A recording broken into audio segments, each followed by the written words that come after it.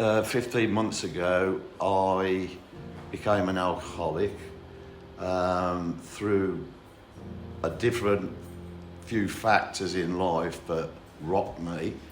I went to Stoke Mandeville for a detox for 10 days. I came out of Stoke Mandeville a brand new man.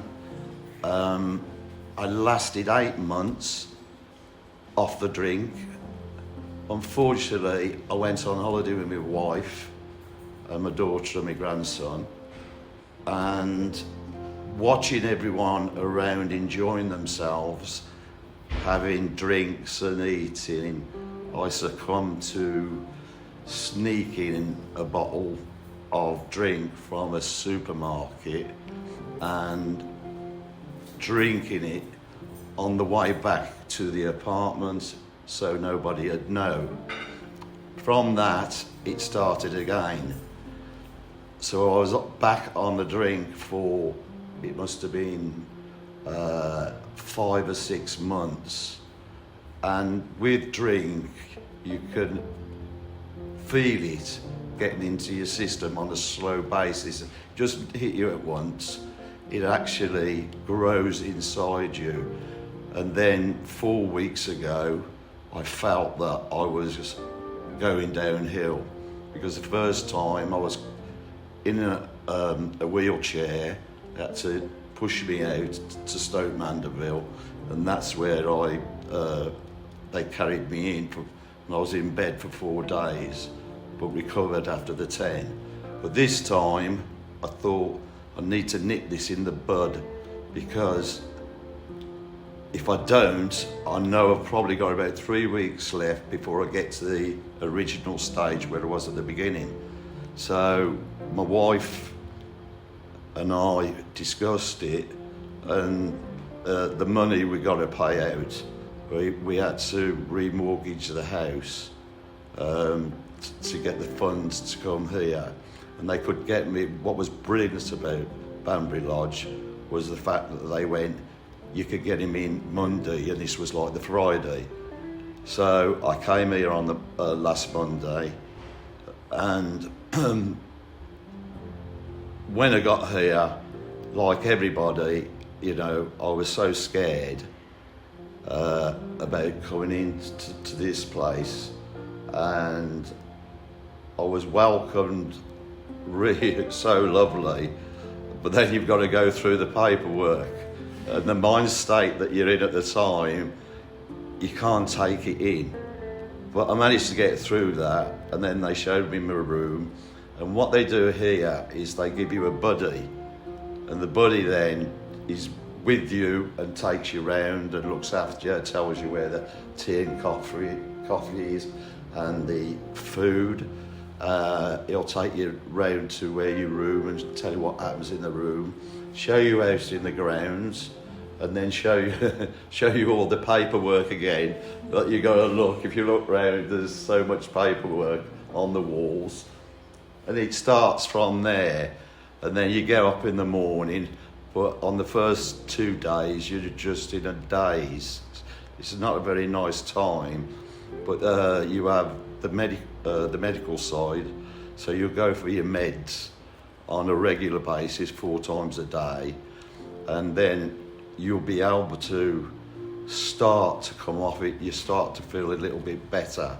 You're still a bit shaky and your legs are wobbly, but you could just feel yourself coming down. Then after that, you start to get to know the personnel here, the staff, and they were all so welcoming.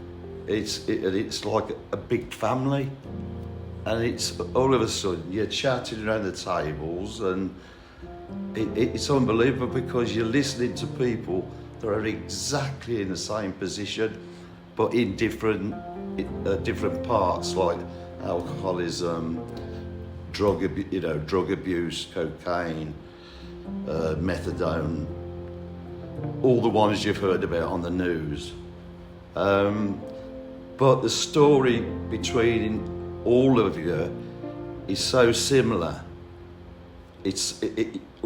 You can feel that what he's been through or she's been through, you've been through.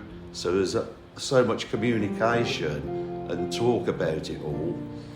And then what they do is that you'll go on. It's a very big part of getting together and having the meetings, and then you have a little bit of time off, and then you'll go to another meeting. You'll have a bit of free time, and then breakfast, lunch, tea, and then a snack at night. I've never eaten so much, but it's all to do with well-being and bring you back, to your former self. Well, what I've loved about it is the one-to-one meetings, because it's more personal and you can ask the right questions. Because when you're in a group meeting, you have to listen to everybody, which is fine because you're listening to their stories. But what they also do is they bring in like the AA from out of the town, and I listened to the first one the other night, and it was so beautiful. It had me in tears, because each one of these guys that are speaking, they actually have been through it as well, and they understand exactly where you are.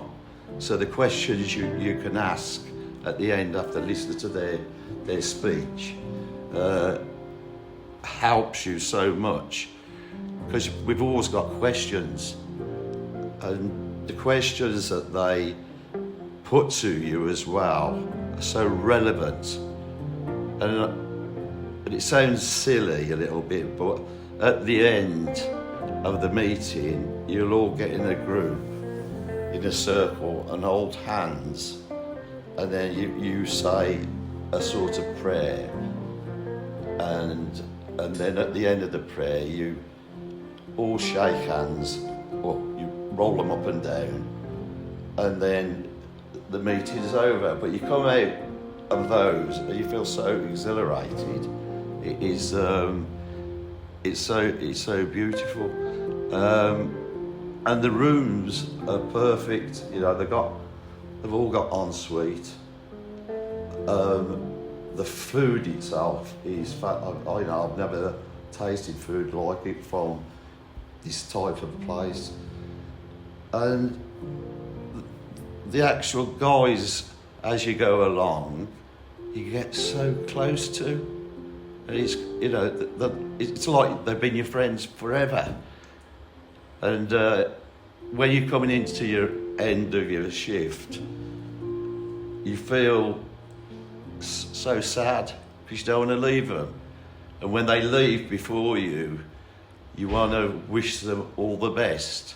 And some people, they keep in touch, by phone or Zoom or something, and so it carries on. But they've got the 12 steps, which are so vital. I didn't realise this. They're so prevalent to what you need to do to keep off it. So I can't praise Banbury Lodge enough for what they've done for me, even though I'm only here 10 days. But the manager, she's been so good and helped so much, and she understands, but she's got a hard job of keeping the balance of everybody. If somebody's moaning about something or something's happened, she has to make sure that part goes right and everybody's happy. So, thank you, Banbury Lodge. I couldn't have done it without you.